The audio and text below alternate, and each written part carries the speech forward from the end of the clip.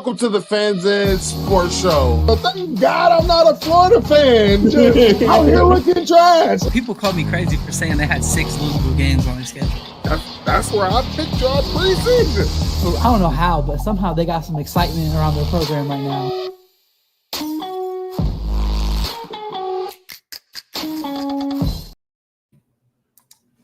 Welcome to the Fans In Sports Show, hosted by your boys, Cleveland Mike and Terry from College Football Stop, man. If you can do us a great favor, man, make sure you smash that like button and you hit those retweet buttons. If you are watching on Twitter, man, we appreciate everybody for pulling up. And if you're on YouTube, we do have a poll in the chat. Are you happy with the college football playoff rankings? Let us know in the chat. Are you happy? We got our boy Dez in here already. What's going on, folks? How are y'all living, man?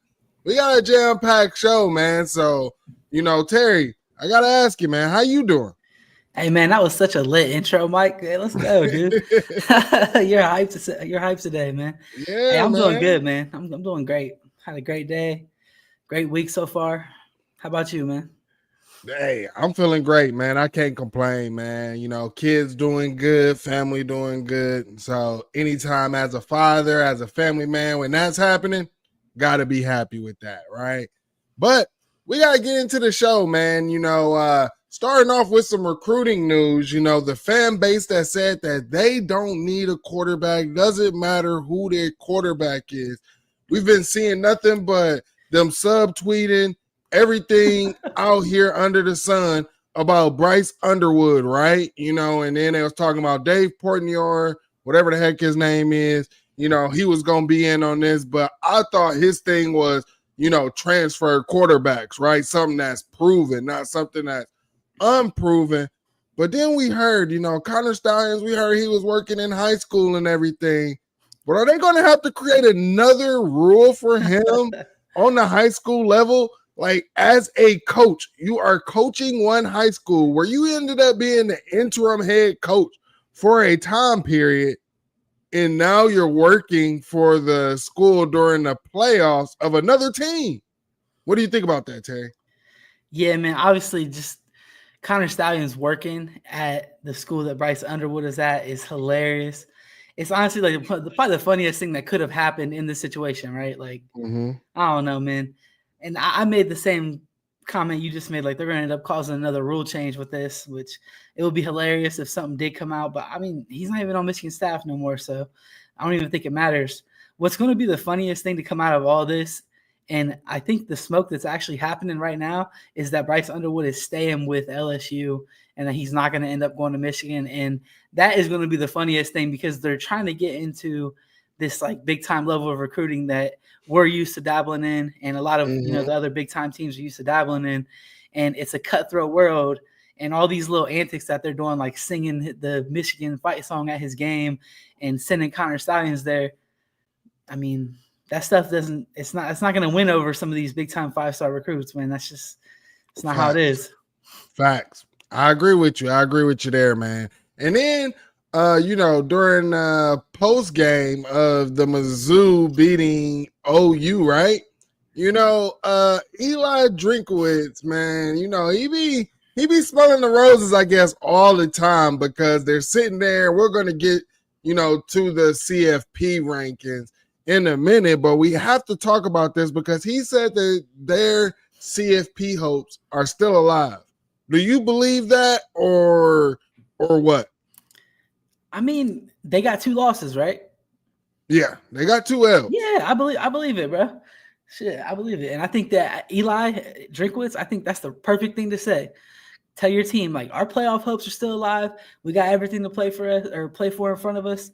We need to keep winning all of our games. I like it, Mike. I don't know. I think it's a good thing. I kind of like Eli Drinkowitz anyway. It's kind of the way he does things. Remember, he told his team last year, or told the other coach last year, I'm standing on business. He told Josh Heupel that. Yeah, I don't know. Right now, he's starting to sound like a used car salesman to me. That's just me. Shout out to Doug in the chat. We appreciate you pulling up. everybody go ahead. Make sure you can join in on these live chats, man. Make sure that you leaving a comment, hitting us up in the live chat. Make sure you smashing that like button. I see 30-something people in here right now. Hit that like button right quick for us, or that retweet button, man. But yeah, I mean, here's my thing. I think he's a used car salesman, bro. Like, the stuff that he was talking about after the Cotton Bowl and all of this stuff when you didn't even phase Marvin Harrison wasn't out there. You had a makeshift offensive line or whatever, and you were only able to score 14 points. Yeah. But it is what it is, man. I don't think regardless if they went out or whatever, I don't think that they're making the CFP. I don't think that they have the brand. I don't think that they have the name or anything. I mean, you already hear Heather Dinich. She's not making a case for Mizzou. She didn't even bring up Mizzou. She's bringing up 3 lost teams like Georgia, right? Like, so if Mizzou, loses 3 games, or even if they went out, Heather Dinich believes if Georgia loses their 3rd game to Tennessee, hey, they should get in over a Mizzou. So, dude, come on, man. And I don't know. This is something I've been talking about already earlier today.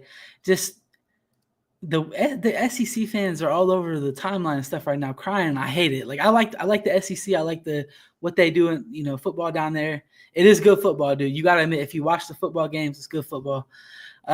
But I mean, they want like their 2 lost teams to be ranked ahead of 1 lost teams right now, and that just doesn't make sense. It doesn't. Like, it doesn't. Like, there's still a lot of football left. They can win out. Some of these other teams, like they don't think is good, like Penn State, Indiana, they'll end up going behind them if they win out and win their big time games. But for right now, dude, when you got 2 losses, you're not getting in front of a 1 loss team. Like, that's just the way it is. Facts. Now, on this show, me and Terry be going back and forth, and Terry always bring you all a couple games or a game where he's calling for the upset, man. And during week 11, we had quite a few upsets, right? Mm-hmm. But Terry, let the people know which upset you were talking about. Man, the one that me and you got into it about last week, the Miami playing against at Georgia Tech.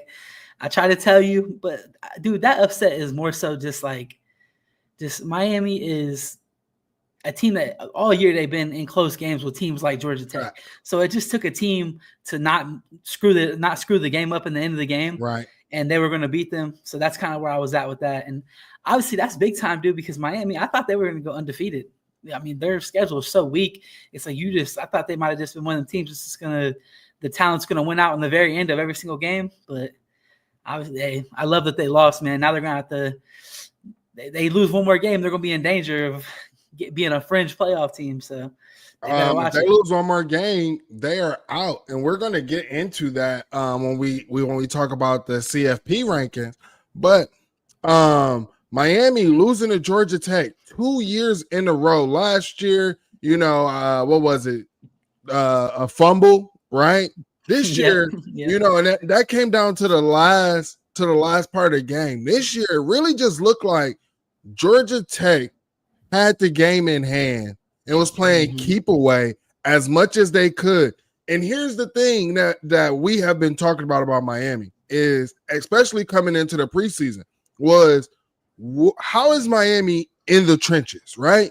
Miami fans will tell you they got one of the best D-lines in the country. They got the best O-line in the country. They got the best development and all of that. But one thing that we saw last year, in the bowl game with the guys who they saying are playing this year, right? We seen Rutgers beat them up in the trenches. Yep. And then what happened when you go up against Georgia Tech, who all they did was play keep away, didn't really throw the ball. They beat you up in the trenches, Miami. And then you Miami fans want to talk crap. You want to talk crap about Georgia. You want to talk crap about Alabama. You want to talk crap about Ole Miss. You want to talk crap about Texas. But I guarantee you, every single one of them teams could play keep away and run the ball down your damn throat, and you couldn't do nothing about it. Nothing. I mean, dude, watching them all year, I thought their trenches was like that too. I really did. And I don't know why I thought that. Maybe it's because Cam Ward and them was making plays and because they play aggressive on defense. But I mean, Georgia Tech just beat the shit out of them, man. They were opening up big holes, and then like their secondary couldn't tackle their running back. It was just all around. They just whooped them, dude. I don't know. I love that. I love that Miami got exposed because a team like that, bro, you could get a team like that all the way into the playoffs and be like a top 4 seed, which, I mean, they still could be, but they could go all the way undefeated through their schedule, and you would never even know that they're a fraud until you get in the playoffs and then a team kind of pushes them around. So, I don't know, man. They were so close to losing so many games this year, so. Big facts, man. Well, we got our Buckeye fans in here as well. So, do you want to recap a little bit on how the Ohio State Purdue game went? Because here's the thing. Real quick, Mike. Let me interrupt you real quick. So we're talking about Buckeyes. Bryce West, Bryce West lost his black stripe. So that's something for our Buckeye fans. A little, if you didn't see it was posted. Obviously, he made a nice play in this Purdue game. Actually, I think a couple nice plays. I love that, man. That's the kid. That's from Glenville, right? That's Eastside Cleveland, man. Hey. Yeah. That's the Ville, man. My dad went to the Ville. Yeah. Between him and Arvell, man, we might have two. Hey. Might have two from the Ville on the defense going into next year. Hey, for sure, man. You talking about Arvell Reese and Bryce West for sure. And then here's the thing, man. So talking about Ohio State, a lot of people, is just saying, oh, it's Purdue. But here's the thing that we've been talking about all season long is are you taking care of business against the teams that you are supposed to? And I believe Ohio State did that with a 45-0 win. How can you have any issues? Special teams came up big. Defense came up big, even getting the touchdown. Shout out Jack Sawyer from the state of Ohio. Offense came up big.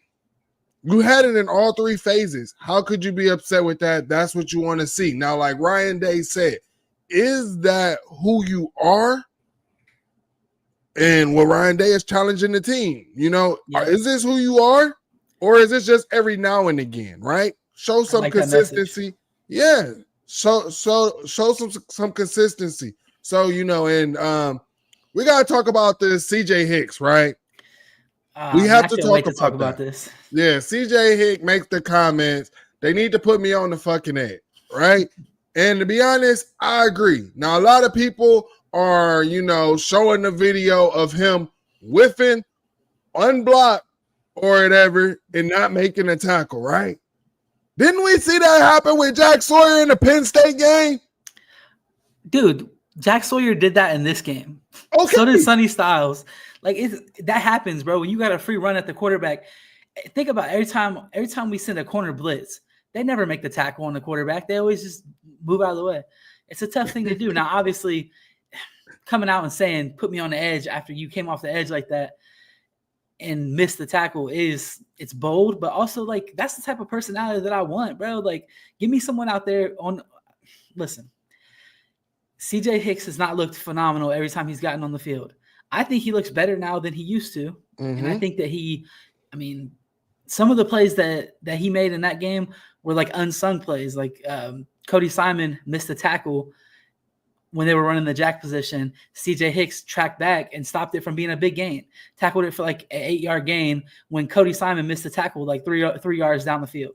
So it's like some plays like that, like those, you got to keep those in mind when you're looking at the mistakes also. And here's the thing that Buckeye fans seem to forget. I remember when we'd miss tackles or guys would make mistakes, guess what we couldn't do? We didn't even have the team speed or the guys to chase someone down like CJ Hicks did, right? So, you got to look at that as a plus, Buckeye fans, from CJ Hicks. And honestly, what I see is the issue of guys not getting reps, which I have been on this microphone, on this platform saying for the past few years that not getting guys reps, even when we were blowing people out, is going to come back and bite us.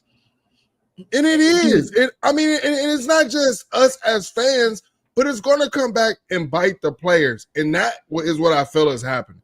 Is we're not treating CJ right. And he's sitting here saying, just put me on the edge. He wants to be a jack. We have been saying that we felt like he was a jack or should just be a jack for the past couple years, right? That's where he wants to be. Hey, and for what it's worth, Mike, Ryan Day in his press conference, he said, like, they asked him if they were going to continue using that position, that formation. Ryan Day said that he did want to continue expanding on that. And when he said the guys that we have repping there, the guys that are going to be the jack, he said Mitchell Melton and CJ Hicks. Yeah. So I don't know, like, it's kind of a tough spot that he's in because, like, he probably could get more reps potentially playing linebacker unless they put him in there as like the jack, the one. You know what I mean? Every time they run it, he is the jack, but I don't see them doing that because they love Mitchell Melton. Exactly. You know what I mean?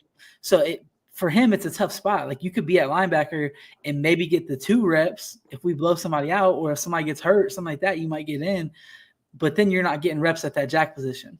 But we've been mismanaging him since he stepped on campus, right? All that we have heard from day one is this man is a force at the line of scrimmage since he was a freshman. From the coaches. Yeah. That's not a fan narrative. That's from the coaches. That's all. Yeah, this ain't no sources or anything. This is what we have been hearing since he was a freshman, that he is a force at the line of scrimmage. So what we did was we took him away from the line of scrimmage. We put him a few yards back off of the line of scrimmage, and we said, read and react. Well, that's not his game. And he's telling you that's not his game. No. So why do we continue to misuse players? Exactly. And like that type of play from the linebackers is more something that you're going to get from your Tommy Eichenberg. You know what I mean? Stuff like that. And even Cody Simon can do some of that better. CJ Hicks is not that dude, bro. Like, he's just not. And that's okay. Like, there's nothing wrong with that, right? Like, not every football player in the history of football had the same exact level of processing, the same exact reaction time, the same exact athletic ability. They're all different. So if you have this football player who, if for him to be successful, you need to do this with him, why would you not do that? Like, Kirby Smart does that. Kirby Smart had a wide receiver that was not an all-around wide receiver who he put in the game and made Lathan Ransom fall on his stomach and was a touchdown in the basically the Natty game. You know what I mean? So, like, we need to be able to do that too. Like, and CJ Hicks, people can say what they want to say about him missing that tackle, but if you watch CJ Hicks coming off the edge, it looked different than a lot of other shit that we've seen this year coming off of that edge. Facts. And he – go ahead. No, and like I've been saying, I think one thing that this team as a whole, because you brought it up, is Jack Sawyer, Sonny Styles, all of these guys have been missing tackles. But go back to all of our big games the past couple years. What has it came down to? Missed tackles. Yeah. So, and what did this defensive coordinator say when he first came in here? Was what are we're not practicing tackling and all of this stuff. But guess what? When we were one of the best tackling teams in the nation, guess what we were doing? Practicing tackling. Mm-hmm. And you know what that makes me think of is the Detroit Lions head coach last year, Dan Campbell. That's his name, right? Right. Before one of the games, they were showing clips, and it was him talking to his team, and he said, "Look, if y'all want to know why I put you through everything I put you through, why I had you guys tackling to the ground in practice." And, obviously that's not something that every, NFL player or even every college player wants to do every single day, but they need to figure out a way to implement that more often because the tackling is not good and it needs to get better. You know what I mean? If they can do it at the NFL level, like how Dan Campbell said, he's like, he basically apologized to them for making them do that. But he's like, look, this is why. Like, now look at us. Look at what we're doing now. Yep. I would love for Ryan Day to give a speech like that, or Jim Nosey give a speech like that at the end of the year. He got fined and took a fine. Yeah, take the fine. Yeah, tell him. Well, no, to his players. I'm talking about to his players. No fine. Just give a speech like that. Tell your players at the end of the year, this is why we were tackling when it was in your money year of the NFL. We still had you out there getting tackled. This is why, because we're about to go win a natty, but we're not going to have that because we don't do it.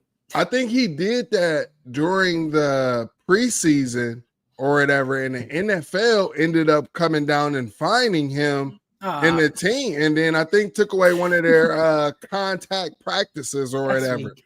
But I didn't know that. Yeah. I mean, but hey, but you're honestly spot on with what you're saying now. Like that's what you need to do. But we got people wanting to get into it, man. So we got to get into it, man. The college football rankings is out. We got our guy Mike Green is saying, Mike, how come we don't have a first round bye, but BYU does? And that's because the first round byes go to the highest conference championship rankings, right? And BYU is the champion of the Big 12. Now you can ask, why would they even be considered, right? You can ask that. Why is this a thing? I think that the 4 that should get the bye are how you have it seated right here, right there. I think that that's how it should be, but that is not the agreement that they came to when they did the expanded playoffs, right? So getting into this, you still got Oregon at 1, Ohio State at 2. Now you switch up some things with Texas at 3, Penn State at 4, BYU at 5. Indiana at 5, BYU at 6, and so on, as you see on the screen. Terry, with this top 12, what do you see? Because the one thing that I want to point out and that I see from this is Georgia fans right now, if the college football playoff were today, sitting at 12 would not help you. And I think that SEC fans will be pissed because why? The number 13 team is Boise State. And that G5 team would get in over Georgia. Yep. Yeah, and dude, that's where they should be though. They just got their ass beat, bro. That wasn't even a close game, Mike. Like what? Like I don't understand why anybody could be mad about that, bro. You're not going to be in the top 4 when you lose to Alabama, who already lost 2 games this year, and then you get your ass beat by Ole Miss, who already lost 2 games this year. I think didn't they already lose 2 games too? Ole Miss, yeah, they're 82. Yeah, dude. So you got beat by two loss teams. Like I don't know what to tell you. And one of them beat your ass. Like Ole Miss put it on them, dude. Their best win is Texas. Know, man. Yeah, obviously they have a good win in Texas. Like that's fine, but like Texas is also the same as like Indiana and Penn State and BYU and all these teams that haven't played anybody. Like they lost to Georgia, and then their next best team they played is like Michigan or a team that's of that caliber. They haven't played anybody either, and they're just going to they're coasting by, and they're doing what they have to do against the good teams, except Vanderbilt. They almost lost to Vanderbilt. Like I don't know. I'm just with the SEC or even just Georgia fans in general being upset at being number 12 is crazy, bro. Like you're right on the fringe of being in, and you just lost that game. So if you win the rest of your games, you're automatically getting in the playoffs. Do you think you should be able to lose 3 and still get in? No, I don't think so. I don't think so, man. And you got teams, sitting down there. Like, here's my thing about. I feel like the college football playoff committee is not even putting in work. I really feel like they look at the AP poll, and then they just say, "Hey, we'll take," because they took the AP polls, whole top 5, right? Mm-hmm. Whole top 5. They did the same thing. Since they came out, they take the whole. I think they took the whole top 12 before. With the first rankings, they took like the whole top 12 from the AP. Now they took the whole top 5. I really feel like they still took the whole top 12. They just rearranged and put people in different spots, right? Just to say, hey, you know how you cheat on somebody's homework. You take this word out, and then you're looking at the thesaurus, and you figure out another. Like that's exactly what the hell they just did, bro. Because here's my thing. Don't tell me that BYU is sitting there at number 6 when they had their little close controversy game with Utah. But if you're going to call them 6, right, how can you sit there and put SMU at 14? That's their only loss. You're putting Ohio State at 2 because their only loss is to Oregon. You won't put SMU up. What's the reason? Who had the worst loss out of the ACC? 2 1-loss teams. SMU to BYU or Miami to Georgia Tech. 1 loss to a ranked opponent, 1 loss to an unranked opponent. It makes no sense. You're not doing anything. You got a point. I didn't even know that. I didn't even know that little situation in the ACC. Bro, they're not doing anything. You have a point, man. I mean, has SMU looked good outside of that, though? Like, bro, SMU been smacking shit. To be honest, I've been saying I think SMU is probably going to beat Miami. Because that has been the thing, right? We know Miami hasn't really had a defense, right? Mm-hmm. And we see sometimes their offense doesn't get in rhythm. If your offense isn't getting rhythm against an SMU, I think SMU can capitalize on that. Because SMU lost early in the year. Early. I think it was an out-of-conference game. So they don't even have a conference loss. It's an out-of-conference game early in the season that they lost, and then you're going to put Miami, what's that, 5 spots? 5 spots? Yeah, honestly, what this feels like to me is this feels like just an overranking of Miami.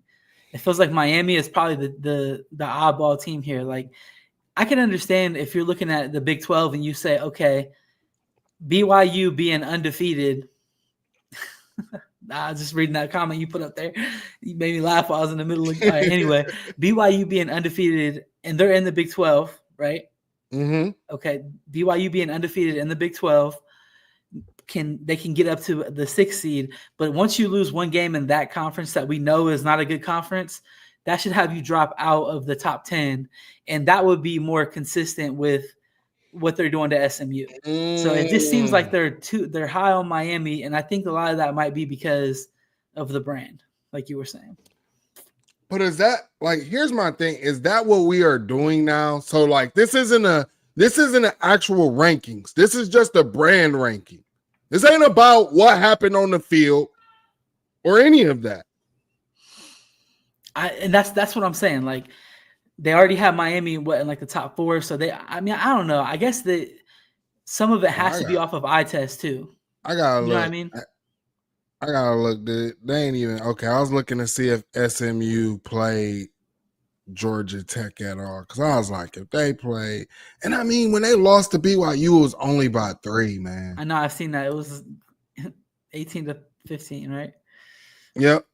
Yeah. And okay, now here's another thing that I want to take you guys down or whatever in this playoff, right? This is what the committee is telling you. The committee is telling you that there will only be one ACC team in the college football playoffs. Yeah. The committee is also telling you that there will only be one Big 12 team in the college football playoffs. Now, I get what you were saying, how, they could drop a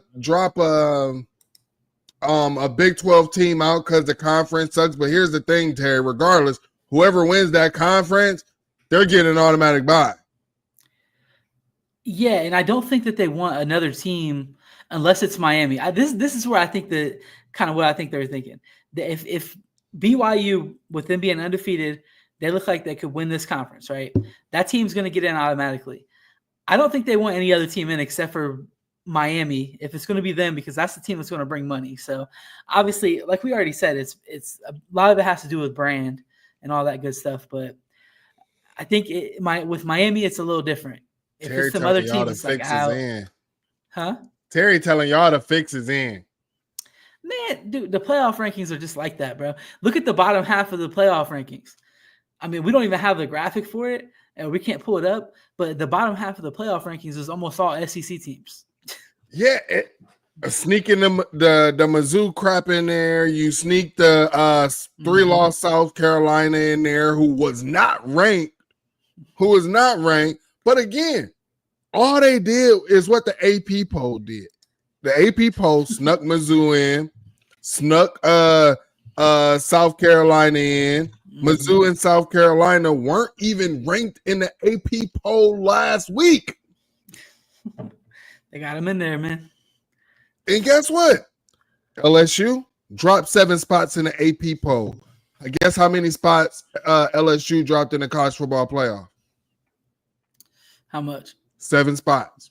The exact same. Like, you cannot tell me that they're doing shit. They're not doing anything.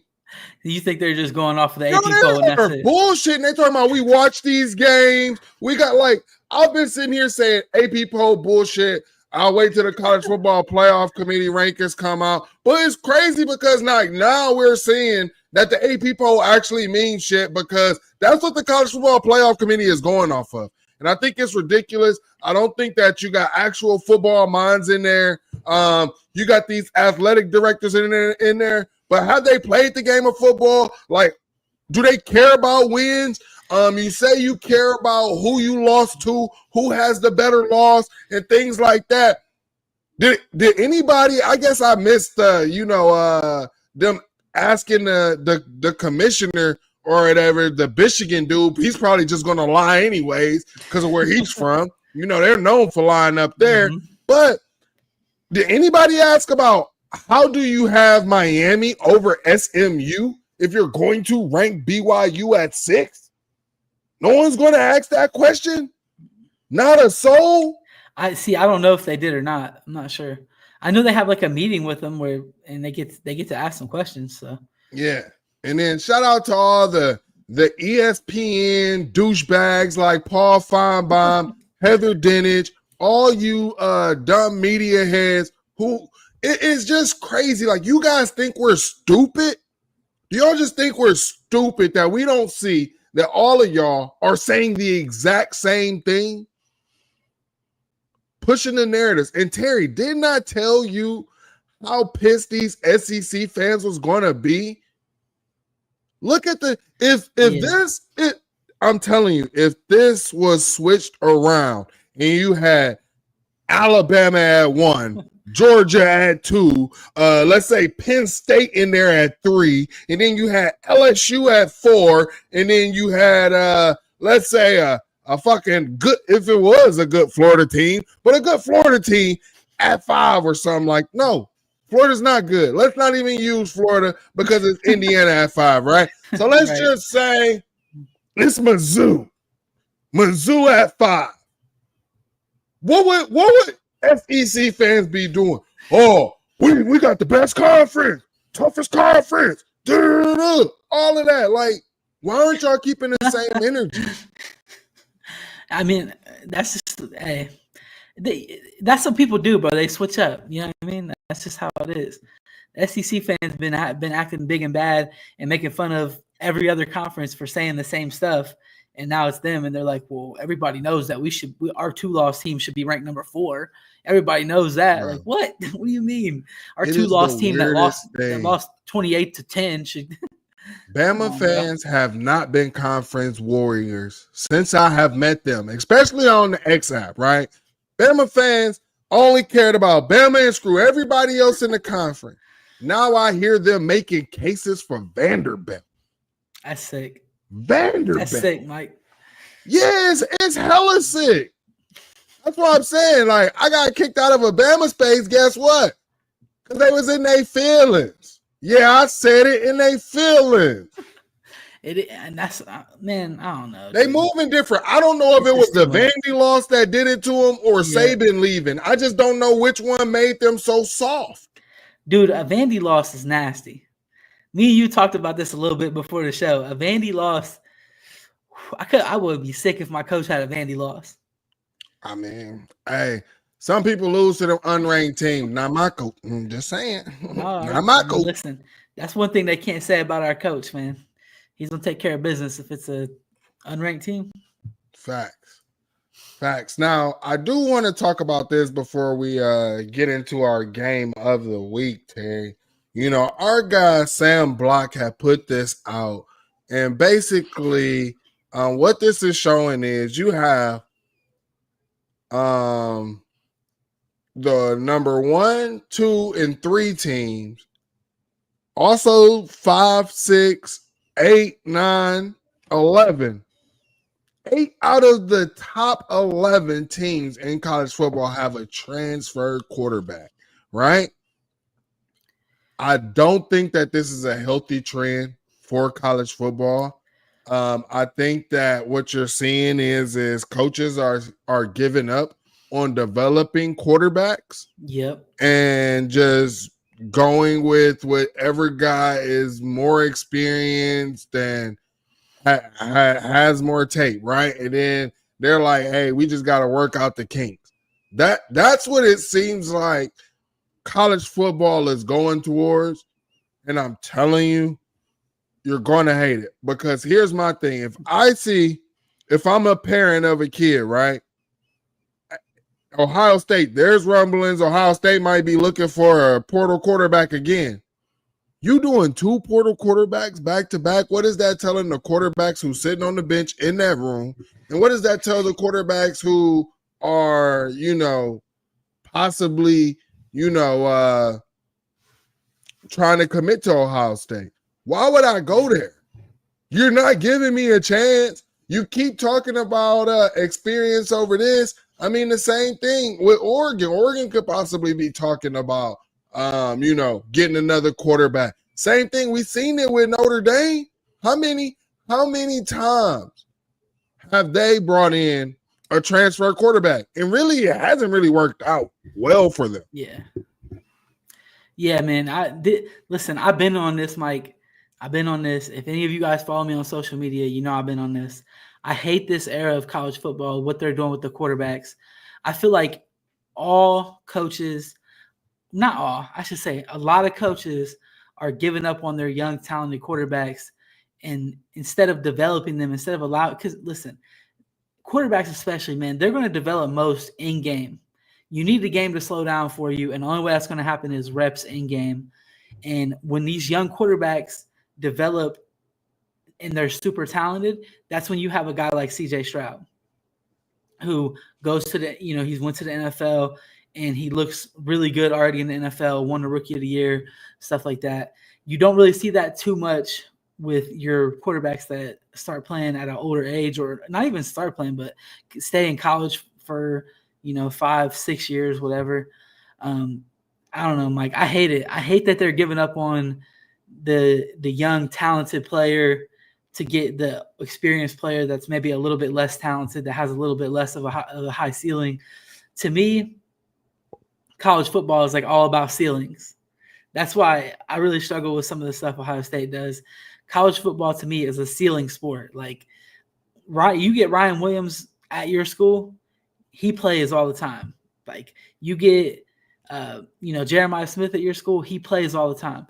You get, any player that's even like a little bit less talented than those guys, they need to be playing, and they can develop into an NFL player in their second year. And then you have 2 years of an NFL player on your team, as opposed to, the latter where you're constantly looking for players from other teams to add to your team and put it all together and hope that it works. I just don't like that. I agree with you right there. Now, like I told you, we had a poll in the chat, man. Are you happy with the college football playoff rankings? It looked like majority of the people were happy with it, man. We got 43% said yes, 21% said no, and 36% says it doesn't matter. I wonder if those are, people who just either saying, hey, it doesn't matter as long as we get in, or is it for people who are on the 2025? Shout out Team Up North. But, man, we got a big game this week, Terry, man. We got to talk about the Georgia Bulldogs going up against Tennessee. Tennessee will be going to Athens to face the Bulldogs. And there are some concerns coming out about this game that Georgia might already have this game won, because Tennessee could be without their starting franchise quarterback. Yeah. And we have to call him franchise because of the moves that Tennessee has made for this man, the way that they had spent lawyers to go to court to fight the NCAA to make sure that this man has stayed eligible. This is a franchise guy, man. And, we hear it's because of an injury that he could possibly be out. So I really hope that Tennessee and his camp is more worried about his health versus a game, because he has a bright future and a long future. I like to say, and I like to tell these young men or whatever, that college is short term, especially, talking about NIL and things. Like, the long term is going to always outweigh the short term, right? So take care of your health, take care of you. But I still think that this could be a big time matchup. I hope that he's able to play. I hope that the injury wasn't as serious as people are saying. Terry, talk to me. What you think? How you think this game is going to play out? Man, Mike, when I seen that like yesterday or today that he wasn't going to play, it just made me sick, man. It's like, I feel like Georgia, every time they play a team, dude, they're playing them without their best player. It's crazy. And obviously that's just whatever. But still, you hate to see that for the kid because, I mean, they're still a ranked team. But do you remember where they were ranked at? I think like 10 maybe, or 8, 6, something like that. But anyway, they're still a ranked team. Their only loss so far this year is to why am I forgetting this? Who did Arkansas. Mike, come on. Yeah, I put that up there for you, man. Yeah, they ranked 7. Arkansas Tennessee ranked 7. But again, lost to an unranked team. You ain't did that. But dude, their season's still ahead of them, and I hate that the biggest game of the year for them, the one that could basically solidify them as a playoff team, and Nico's not going to play. I can't stand that, bro. I hate that. But listen, in college football, it also is what it is. I mean, right. You need to get whoever the next guy is ready to go out there and beat Georgia. A lot of teams can't do that, especially with the quarterback. Very rarely you'll see where a team can do that. Look back to Ohio State, Urban Meyer, teams like that. They got their backup ready. They can go out there and beat anybody with their backup. So we're going to find out how good Tennessee really is as an overall team this weekend, and we're going to find out what's behind Nico in that quarterback room because – you never know, man. They've been recruiting the position decent, so they may have somebody who's ready to go behind them.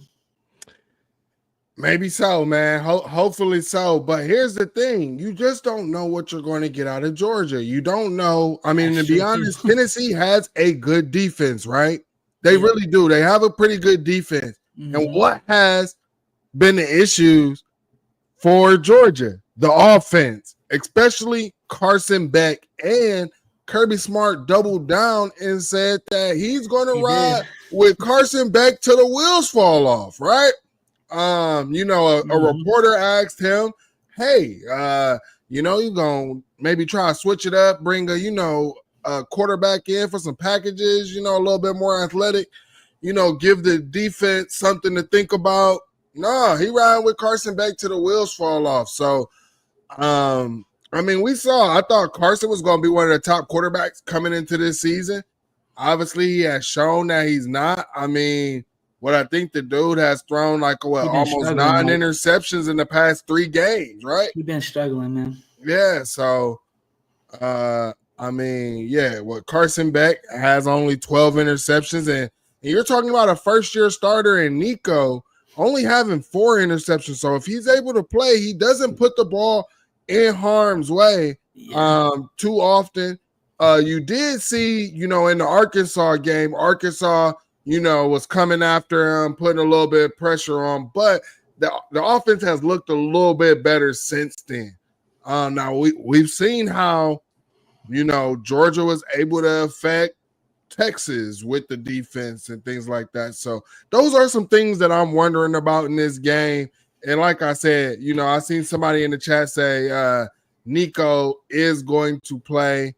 But again, this is Tennessee also going on the road. They're not playing at home. Yeah. I mean, the stadium is definitely going to be an impact. Georgia's home stadium, a night game with Tennessee, who's ranked higher than them. It's going to be lit in there. And I see Steve said that Nico's going to play, and I hope he does. What I saw said he wasn't going to play, but that was also just a Twitter post. And to be honest with you, I don't know who it was even from, but I thought it was, I thought it was legit, whatever. But if he does play, then awesome, man. I hope he does. And I mean, like you said, Mike, Georgia could lose this game regardless, dude. That's the thing. They have looked like a team that could lose to anybody at any point this year. And their offense, they really just got nothing going. I mean, they lost Brock Bowers. They lost their Lab McConkey. This seems like their weapons are not getting it done. Or is it just Carson Beck? I mean, if it is, then why would Kirby Smart, guys, bro? And I mean, to be honest, shout out to our guy Cam Truther on this on our platform, man, because he called it. He said their defense isn't going to look the same, and their skill guys aren't going to look the same. You see, they done lost McConkey, who was like their Hans Ward. Anytime they needed a big play or they needed a first down to keep the chains moving, who could you throw to? McConkey. Also, you had Brock Bowers. They're missing that as well. They lost a lot of production on the offensive side, and it looks like Carson Beck has not built chemistry with the other guys, or those other guys just aren't that good, right? So, I mean, Georgia definitely is having some issues, and that's where things can get tricky going up against Tennessee in that defense. So, I don't know how this game is going to shake out. I'll say this, though, right? Tennessee sitting at 8-1. Let's say that they were to lose this game, right, without their starting quarterback, but they win out the rest of their games. Would you be mad if they made the playoffs? Because I wouldn't if you lost, to Georgia and your starting quarterback. Now I understand you did have the unranked loss to Arkansas or whatever, but am I judging you on, still then, or have you looked better? So, yeah, and that's the problem, bro. You lose to Arkansas, then I think you almost lose your ability to then have your quarterback be out and go lose to Georgia. Like, I could see them losing this game and that costing them a spot in the playoffs, even if they went out after that. But we know that the College Football Playoff Committee, they do take into consideration if you don't have your quarterback or like one of your star players, they do take that into consideration. But are they going to? You know what I mean? When you've already lost to Arkansas, are they going to do it at that point? That's where it's like, so listen, losing to unranked teams has to matter. What I don't want, and I've seen this is kind of part of the argument that the SEC fans have been having online, is I don't want it to be just whoever has the most losses, you're automatically ranked lower, because they do have to factor in like strength of schedule and stuff like that. But when you start getting blown out or you start playing against you start losing to an unranked team, a team that's probably not going to even sniff being ranked at all this year, then that's different. That's different than, well, I just have a tough schedule, so I lost to Oregon on the road. That's different. That has to be looked at as different. You know what I mean? Right. Well, Terry, man, before we get you out of here, let the people know where they can follow you, man. All right. Are you about to wrap this up, or are you staying on? I was going to stay on and do a couple of the games. I know you got to get you out of here, so I was going to do a couple of the games. Nah, let's go. Come on, we can. Okay. I got a little bit more time. All right, Terry. Well, since we still got Terry, we got some preview games, but Terry, with upset game or game to watch, I would say, what's a game that you're going to pick for this week? That's a game to watch. Okay. Let me see here. Let me look at the games real quick. Well, while Terry's looking, I'm going to go ahead and I'm going to let you know. I think the Mizzou at South Carolina game is a game to watch. Like I was speaking earlier about Eli Drinkowitz, talking about, hey, playoffs is right there in front of us. I think you're going up against a defense in South Carolina South Carolina right now is favored in this game. Mizzou has been having issues all year on offense, and then you get a close win against OU, who has like 5 wide receivers out, got walk-ons out there doing stuff. Like, you got a close win win that. And we've been talking about, everybody's been talking and raving about what Dylan Stewart is doing, been raving about what that offensive line is doing. And we've seen it. Mizzou's quarterbacks, they're all cooked.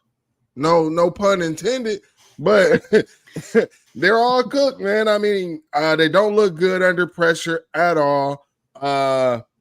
It doesn't seem like the run game is the same run game for last year. And Theo Weiss is leading them, but it's like, where's Luther Burden? Because we're not hearing anything about him really. So I don't know, man. I think that's going to be the one to watch out for, and I'm expecting Rocket Sanders, the former running back from Arkansas, to have a big game in this Mizzou game. Okay. I like that. I was actually looking at that when you were asking me what games to watch. Obviously, that's two ranked teams, and I personally think South Carolina is a little better than Missouri. I think their athletes will probably win out in the end, even though I know Missouri has like Luther Burden and all that, but Missouri has been struggling this year, so I don't know. And I don't think that they should have been ranked in the first place. The other game that I want to talk about, Mike, listen, I'm not calling an upset this week, bro. I want to on this one, but I can't. I can't Is it on NBC? I can't bring myself to do it. Is it on NBC? I don't even know what it's on, dude. I know it's at night. It's Oregon at Wisconsin. NBC. Okay. So this is a game that we need to at least watch it. You know what I mean? We were talking about games to watch. This week doesn't have any big time upsets that I see, but it's going to happen. Like another one too will be Clemson at Pitt. Clemson might be eliminated this week too. So we'll see that. But I do want to talk about this Oregon versus Wisconsin for a little bit before we get out of here. Gotcha. Look at Steve. Steve's in here telling me to call it, man. He's telling me to call it. Listen, I can't, man. I can't call it because I don't believe in Wisconsin.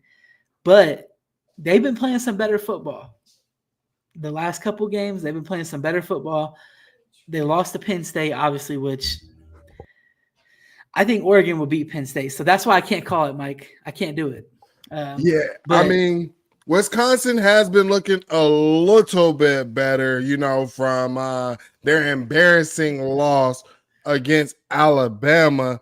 And honestly, it looks like their offense has, or was catching some momentum, but then they got the brakes beat off of them by what was that? Penn State beat them 28-13. What Iowa did to them 42-10 was insane. So there's still some issues going on in Wisconsin. If this was, a little bit more elements like snow, maybe, but yeah, it is gonna be something like to watch. But before we get out of here, shout out our guy Mike Green for the 2. Will Bill finally hit a deep ball, or is he cooked? And like I have been saying from the beginning, I just feel like Bill Howard is what he is.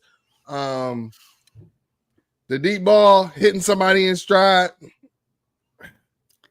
I'm not trying to be negative Nancy or whatever, man. I think that Will is doing what we have asked him to do. The coaches seen what they seen on tape, and obviously they didn't care about the deep ball. So fans, y'all shouldn't care about the deep ball, even though I still care about the deep ball. This is what I'm gonna do, Mike, because I know we're about to wrap the show up here. I think that I'm gonna go the opposite of what you're saying right here. I don't think that Will Howard is exactly who he is. That's what I thought in the beginning of the year, but Will Howard this year is better than Will Howard last year. I do think Will Howard has improved, and I think that he has the mentality to get it right. I really do. So I'm going to call my shot since I'm not calling the game this week. I'm going to call my shot for the Ohio State game, and I'm going to say that Will Howard throws for 3 deep ball touchdowns this weekend. Oh, goodness. I think he's going to do it. I think he's going to fix it. I really do. Ryan Day, Chip Kelly, and Will Howard told us it's footwork. Fix your footwork and make it happen. I've seen him hit we've seen him do it when the footwork was kind of worked out for him. Go ahead. What was you going to say? He's been here since January, February, March, April, May, June, July, August, September, October, November. That's 11 months. See, they got me doing a thumbs up over here. That's 11 months, bro. So I mean, that's my whole thing. You got to work on footwork, or we heard in the off season, that he wasn't going to work with no quarterbacks coach. Could have worked on footwork, right? Yeah, no, I mean, you had an true. opportunity. That's true. So, I agree with you. Yeah, he is what he is. I agree with what they're saying though, because when the footwork was kind of worked out for him, basically the best deep ball I've seen him throw was when we were under center, and the timing was a little bit different, and his mechanics looked right, and he threw the shit on a rope to JJ for a touchdown. So he can do it. I know he can do it, and I think that it's going to happen. I'm calling it, Mike. This week, they know that before this big stretch of games that we get into, because after this, we're pedal to the metal after this week. I mean, we got Indiana, we got Michigan, we got the Big Ten chip and playoffs. Mm-hmm. I mean, every single game from here on out is a matchup game, except for Michigan, but that's the Michigan game. That is a big game no matter what. Right. So it's all big games, okay? I think that they know they have to get it right, and I think that they will, Mike. I truly do. I think that they'll do it this game. Okay. Doug is in here lying, talking about there have been worse quarterbacks to win the Natty. Not in the CFP era. I am sorry. You could talk about the BCS era. This is different football from back then, bro. Worse than Will? Yeah. I don't know. You could crack the jokes about JJ, but I don't think that I think he's more athletic than Will, and I think he can hit the deep ball better than Will. What? Oh, I don't agree with that. Not the deep ball, bro. I think he could hit the deep ball better than Will. That was shit. I don't know, bro. I don't know if I agree with this, Mike. That's a tough one. That's a tough one. Okay, so go ahead. So the anomaly was the team that fucking cheated. I mean, obviously. I said on here that JJ McCarthy was Davis Warren with Connor Stallions. Hey, they say if you write about them 3 deep ball touchdowns, man, Terry, they owe you dinner. So Terry, don't be nice. Terry wanted to go to what is it? Jeff Ruby's. Yeah, they Terry to Jeff Ruby's. Yeah. There we go. Hey, Mike's hooking me up. Tell me where to go. Hey, let's go. Hey, all just right, so you know, before you, if you want to take that back, my takes have been smacking on here. every week, my takes have been all right. They calling the upset 27-21 Oregon missing weapons. I forgot about them missing Tez Johnson, but I don't think it'll matter though. I don't think they still got Evan Stewart. Yeah. They still got Holden, and I think they'll be fine, man. And they still got their running back. They'll be straight. But Terry, before we got here, let the people know where they can find you. All right, yeah, you can find me at CFB_stop on Twitter. And then find me on Best Damn Media. Obviously this show every Wednesday, but at least one time a week early in the morning on the Buckeye Roast. I'll be on there. But other than that, hit me up on Twitter. Yeah. And if you want to keep up with me, you can follow me at 216_wildboy. This Saturday, right after the Ohio State game, I will be on the Voice of College Football Ohio State channel. Make sure you go over there and subscribe so you know when we go live right after the Ohio State game. And, we're going to get you out of there early, man. We big noon kickoff for the rest of the regular season. So we're going to go ahead and knock those post games out. Make sure that y'all come kick it with me and my guy, JR, as we wrap up the post game for Ohio State. And also, you got Buckeye BS on Sundays and Buckeye Roast Monday through Friday, like our guy Terry said. And I should be popping up on Thursday as well, man. Again, make sure you hit that like and subscribe button. We appreciate everybody that pulled up here, everybody that supports, and, go Bucks, go Steelers, and